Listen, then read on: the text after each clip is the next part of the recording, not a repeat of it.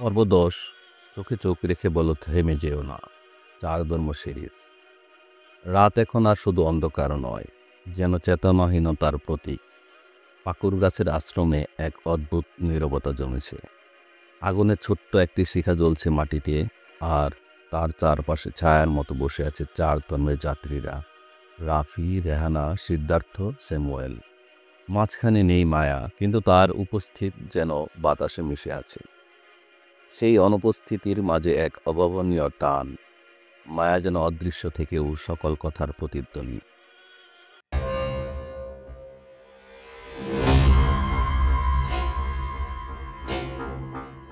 গল্পের শুরু। রাফি চুপচাপ বসে আছে আগুনের দিকে তাকিয়ে। তার কাঁধে একটি পুরনো চাদর, চোখে ক্লান্তির ছায়া। রাফির বর্তমান স্ত্রী রেহানা একটু দূরে বসে গালে হাত রেখে তাকিয়ে আছে রাফির দিকে। তার চোখে দুঃখ নেই, কিন্তু আছে এক ধরনের জিজ্ঞাসা। স্যামুয়েল ধীরে ধীরে বলে উঠল, তুমি জানো রাফি, আমি যিশুর কাছে প্রার্থনা করেছিলাম যেন আমাদের প্রত্যেকের হৃদয়ে সত্য উন্মোচিত হয়। কিন্তু আমি এখন বুঝি, সত্য কেবল যুক্তি দিয়ে ধরা দেয় না, তাকে হৃদয়ে ধারণ করতে হয়। সিদ্ধার্থ পাশে বসে বলে, আমাদের মধ্যে সবাই এক একজন ভিন্ন পথের পথিক, কিন্তু সেই পথ যদি এক আত্মাকে স্পর্শ করে, তাহলে আমরা সবাই একই দিকে হাঁটছি। আজ মায়ার অভাবটা যেন আমাদের কাছে নতুন করে প্রশ্ন রেখে গেছে, আমরা কি সত্যিই নিজের ভেতরের আলোর পথ দেখেছি? রাফি ধীরে মাথা তুলে সে বলে, মায়া স্ত্রী হিসেবে আমার পাশে নেই, কিন্তু আমি বুঝতে পারছি সে কোথাও হারায়নি। সে আড়াল হয়েছে আমাদের হৃদয়ের ভিতর এক পথ প্রদর্শক হয়ে। আমি এখন তার চোখে দেখতে পাই আমার ইমানের প্রশ্ন। সে যখন বলতো ভালোবাসা মানেই ইবাদত, আমি তখন বুঝিনি। আজ মনে হচ্ছে সে একটা দরজা খুলে দিয়েছে। রেহানা আস্তে বলে, তুমি কি সেই দরজায় ঢুকতে চাও রাফি? রাফি তাকিয়ে থাকে, একটু থেমে বলে, আমি জানি না রেহানা। আমি জানি শুধু এই মায়ার অনুপস্থিতি আমাকে শিখিয়েছে ভালোবাসা আর বিশ্বাস একসাথে চলে, আলাদা নয়। তুমি কি পারবে আমাকে আবার বিশ্বাস করতে? রেহানা আবার একটু এগিয়ে আসে। তার চোখে পানি, কিন্তু ঠোঁটে একটা স্থির হাসি। তুমি থেমে যেও না রাফি। যদি থেমে যাও, আমি আমার উত্তর খুঁজে পাব না। এই সময় আশ্রমের প্রবেশপথে দেখা যায় মায়াকে। সে দাঁড়িয়ে আছে, তার চোখে কোনো অশ্রু নেই, কেবল গভীর নীরবতা।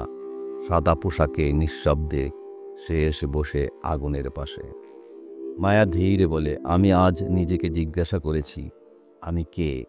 একজন নারী, প্রেমিকা, ঈশ্বরের দাসী, নাকি এক নীরব দাওয়াতের বাহক? আমি বুঝেছি আমি কিছুই না। আমি কেবল একটি দরজা। তোমরা যার যার পথ খুঁজে পাও, আমি কেবল সেই পথে আলোর সুর ছড়িয়ে দেব। স্যামুয়েল কাপা গলায় বলে, তোমার ভেতরে আমি ঈশ্বরের প্রতিচ্ছবি দেখি মায়া। তুমি কোনো ধর্মের নয়, সব ধর্মের অনুভূতি। সিদ্ধার্থ চোখ বন্ধ করে বলে, তুমি যেন বুদ্ধির ছায়া। আমরা সবাই তোমার কাছে শিখছি এক নতুন পথের আভাস।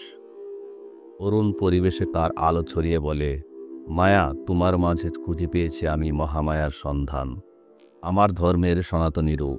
আমি তোমার পাশে থেকে প্রেমার্ঘ্য নিবেদন করতে চাই, পূজারী হয়ে।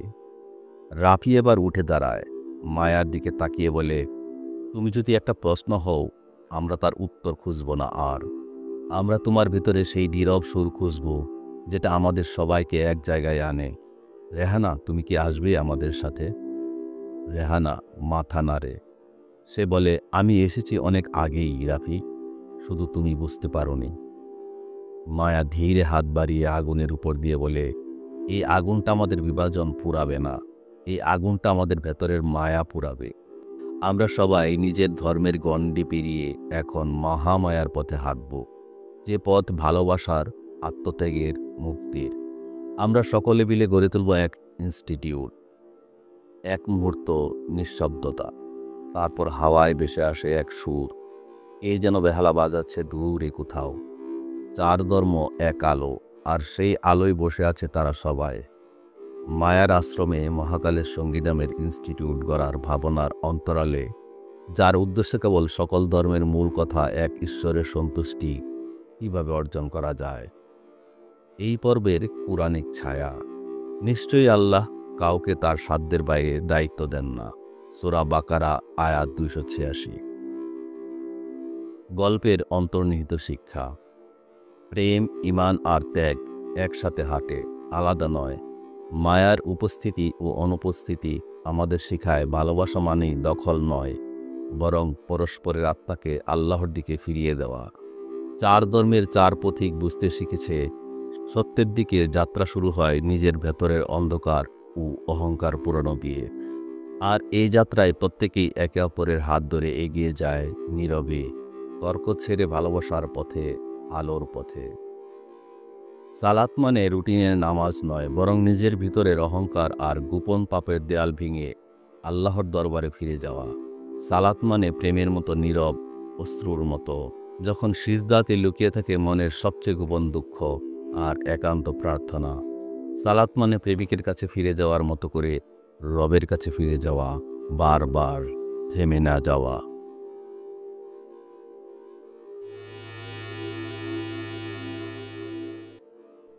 সম্মানিত দর্শক, আজকের গল্পে ব্যবহৃত পবিত্র কোরআনের বিভিন্ন আয়াত হতে আমরা অনেক কিছুই জানলাম, কিন্তু জানা মানেই শেষ নয়, মানাও জরুরি। সত্য জেনেও অবহেলা করলে একসময় হৃদয় অন্ধ হয়ে যায়। আপনার প্রিয়জনকে এই ভিডিওটি পাঠান, যারা হয়তো সত্য জানে তবু দেরি করে মানতে। কমেন্টে জানান আপনার অনুভূতি কেমন ছিল। সাবস্ক্রাইব করুন মহাকালের সঙ্গী চ্যানেল, যেখানে কোরআনের আলো আপনাকে পথ দেখাবে গল্পে গল্পে। আল্লাহ আমাদের সকলকে সত্য জানার পর সেটা মানার তৌফিক দিন। আমিন। দেখা হবে পরবর্তী পর্বে পবিত্র কোরআনের আয়াতভিত্তিক শিক্ষামূলক গল্প নিয়ে, ইনশাআল্লাহ। সেই পর্যন্ত এই পর্ব থেকে আজকের মতো বিদায় নিচ্ছি। সংকলক আমি সহজ কবি। সকলের জন্য রইল আন্তরিক দোয়া ও ভালোবাসা। মহাকালের সঙ্গী হওয়ার জন্য বিনীত আরজ রেখে বিদায় নিচ্ছি। সবাই ভালো থাকবেন। আল্লাহ হাফেজ।